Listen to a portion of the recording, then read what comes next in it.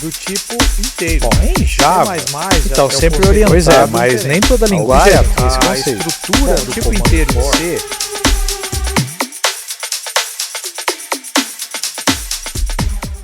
E aí, gente, tudo certo com vocês? Vamos continuar o nosso estudo aqui de linguagem C.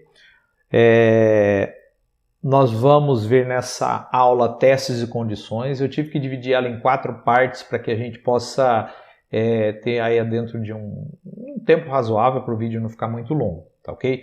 Hoje nós vamos ver toda uma parte teórica sobre o assunto, que é uma base que você precisa ter, ok? Mas o que nós vamos ver nessa aula? Nós vamos ver expressões lógicas, operadores relacionais, operadores lógicos, comandos if, else, switch e operador condicional, tá?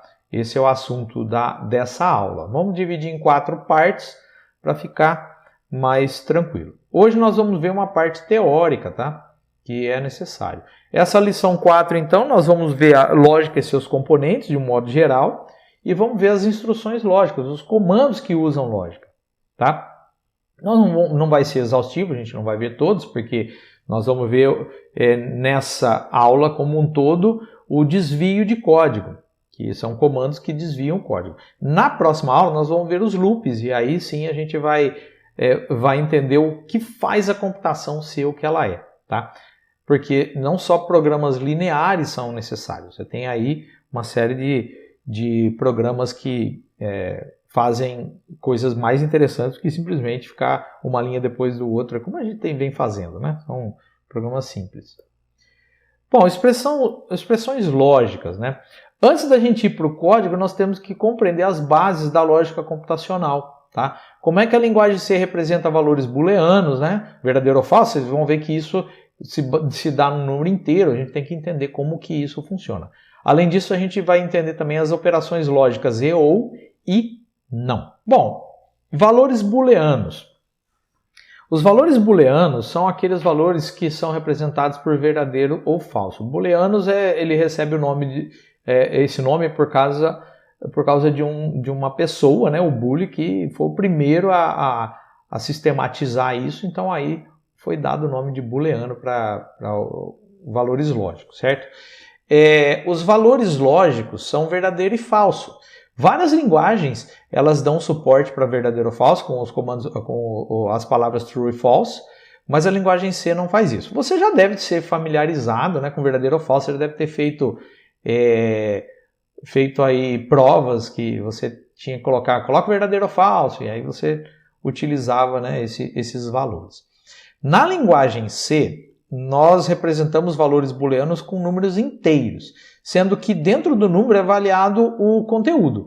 Se o número for 0, ele é falso. Se for qualquer outro valor, por exemplo, número 5, menos 10, 7, 2.000, 3.000, 50.000, ele vai ser verdadeiro. Então não importa aí o valor. Se for 0 é falso, qualquer outro valor verdadeiro. Certo? Dito isso, nós temos que estudar a tabela verdade. A tabela verdade, ela é muito importante para o nosso estudo. Você tem que ter ela na mente para que você possa criar expressões lógicas, tá? Então nós vamos começar pela tabela verdade e. Bom, o e funciona da seguinte maneira. Vamos supor que eu tenho aqui 2 entradas, a variável a, a variável b, e eu tenho a expressão a e b. Qual que é o resultado que eu tenho? Bom, se a for verdadeiro e b for verdadeiro, então verdadeiro e verdadeiro, que é o que está aqui, ó, vai dar verdadeiro. Verdadeiro e falso vai dar falso. Falso e verdadeiro vai dar falso. E falso vai dar falso. Ou seja, só dá verdadeiro quando os 2 elementos foram verdadeiros. Isso é para a expressão e. Outra expressão é a ou. A ou funciona da seguinte maneira. Vamos imaginar aqui que eu tenho 2 variáveis do mesmo jeito, todas as combinações possíveis, e eu tenho aqui a expressão a ou b. Então, se eu tenho verdadeiro ou verdadeiro, vai dar verdadeiro. Se eu tenho verdadeiro ou falso, vai dar verdadeiro. Se eu tenho falso ou verdadeiro, vai dar verdadeiro. Se eu tenho falso ou falso, vai dar falso. Então, olha a diferença. Quando eu uso o or ou ou, né, Se um deles for verdade, dá verdade. Se os dois forem falsos, ou se todos forem falsos, vai dar falso. Já o e não, ele só funciona quando os dois forem verdadeiros. Se um deles for falso, já vai dar falso. Então tem uma diferença aí. E o não? O não, ele inverte o resultado. Então, por exemplo, vamos supor que eu tenho aqui só uma entrada que é a variável a e eu tenho aqui verdadeiro e falso. Certo? Tem as duas entradas. Se eu tenho verdadeiro e eu aplico aqui o não a, né? Então, não verdadeiro dá o quê? Falso. E o não falso dá verdadeiro. Então, com isso daí, você percebe que ele sempre inverte. Tá? Sempre inverte. Se entra verdadeiro, sai falso. Se entra falso, sai verdadeiro. Bom, vamos ver um exemplo um pouco mais complexo, avaliando duas expressões mais complexas também.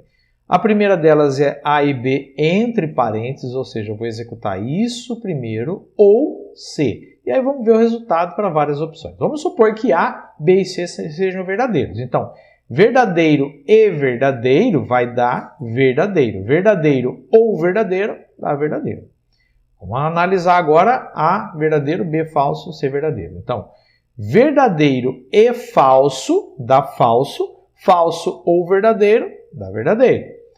Agora aqui, ó, verdadeiro e verdadeiro vai dar verdadeiro ou falso, vai dar verdadeiro ainda. Aí eu tenho a última opção aqui, ó, falso e verdadeiro vai dar falso ou falso dá falso. Perceba que esse ou aqui, ó, é determinante, né, para o que dê. Vamos imaginar agora aqui o seguinte, o A como falso, o B como falso, o C como verdadeiro. Então, A ou C. Então, o A é verdadeiro, o C ou melhor, o A é falso e o C é verdadeiro. Então, falso ou verdadeiro, tá aqui, ó, falso ou verdadeiro, vai dar verdadeiro. Não verdadeiro dá falso. Falso e falso vai dar falso, ok? O não aqui ele sempre vai inverter. Então, isso daí é o que a gente pode tirar a conclusão aqui, certo? Beleza. Continuando, então. Nós vamos também trabalhar com vários operadores. Dois tipos de operadores, né? Operadores relacionais e operadores lógicos, e existe também uma ordem de precedência desses operadores. O que é feito primeiro, o que é feito depois. A gente vai ver isso com detalhes. Operadores relacionais. Então eu tenho aqui igual, igual, veja que são dois iguais, que é o de igualdade. Lembra que a gente viu um igual só, que é a atribuição. Aqui são dois iguais. Então, igualdade. A igual a B. Maior, que é o maior que, A maior que B. Maior ou igual. Então, A maior ou igual a B. O menor que, né? A menor que B. O menor ou igual, que é o A menor ou igual a B. E o diferente, que é aqui, ó. Esse aqui, ó. A diferente de B. Então, esses daqui são os operadores relacionais, que geralmente a gente usa na matemática. Talvez alguns aqui, né, o igual, o maior igual, tem aí uma maneira diferente. O próprio diferente aqui, ó, né, você tem uma maneira diferente de representar, mas você já entende o conceito. Esse aqui não tem muito problema. Só que tem um detalhe. Por exemplo, eu posso falar na matemática, né, A diferente de B e diferente de C. Imaginar aqui, ou então A maior que B e maior que C. Ou A igual a 2 e igual a 3. Como que eu faço isso? Ó, todos os operadores relacionais precisam de dois operandos, como está aqui, ó, A igual a B. Se eu tenho que ver se o A é igual a B ou igual a C, eu não posso simplesmente falar A igual a B e C. Não, eu tenho que falar A igual a B e A igual a C. Entendeu? Eu tenho que ter sempre dois para fazer um relacional. Então aqui, ó, todos os operadores relacionais precisam de dois operandos. Exemplo, A igual a 3, X maior que Y e assim por diante. Não podemos fazer A maior que 3, maior que 4, maior que 5, uma coisa desse tipo aqui. Não, isso não existe, ok? Então você tem que tomar cuidado com isso. Existem também os operadores lógicos, então você tem o e, o ou e o não. Então, por exemplo, se A for maior que 3 e A menor que 10, você vai fazer alguma coisa. Então, eu tenho A maior que 3 e menor que 10. Então, aqui, o que daria verdadeiro aqui?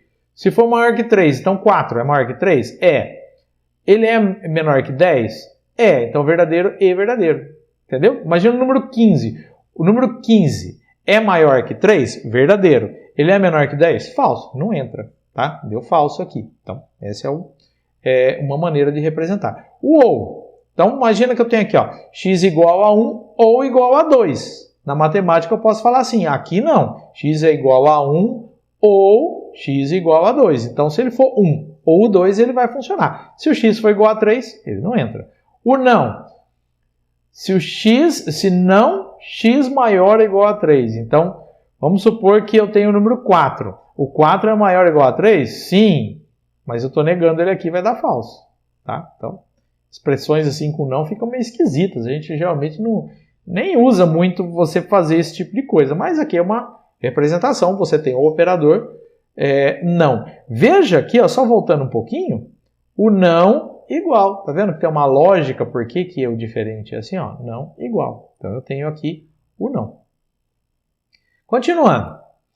Precedência de operadores. Qual que é a ordem que você utiliza para você trabalhar com operadores? Então, assim, ó, em primeiro lugar, você vai ter o menor, menor igual, maior e maior igual. Isso aqui é feito em primeiro lugar. Depois, igualdade e diferença. Depois, o e. Depois, o ou. Depois, o não. E, por último de tudo, o atribuição.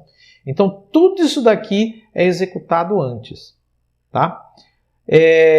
Isso daqui, dentro da matemática, você tem, lembra que tinha lá os operadores, o que? Soma, subtração, multiplicação, divisão. Multiplicação e divisão é feito primeiro para depois fazer soma. Então, da mesma maneira, e por último entra a atribuição. Aí você vai falar, ué, mas eu posso ter atribuição com e ou não? Pode. Não é tão comum você utilizar, mas você pode utilizar a atribuição também. Para quebrar essa regra, né? E isso acontece muitas vezes, né? A gente utiliza os parênteses. Lembra que na matemática você tem parênteses, colchetes e chaves.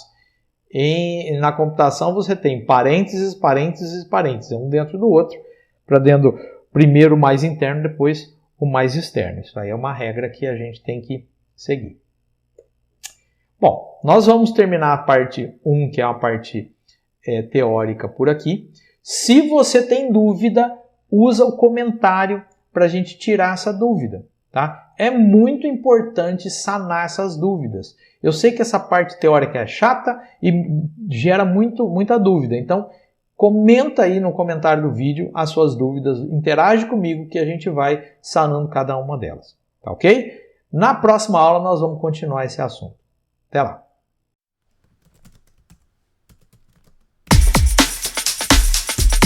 Do tipo inteiro. Bom, em Java, então sempre orientado, mas nem toda linguagem tem esse a conceito. estrutura do tipo inteiro em C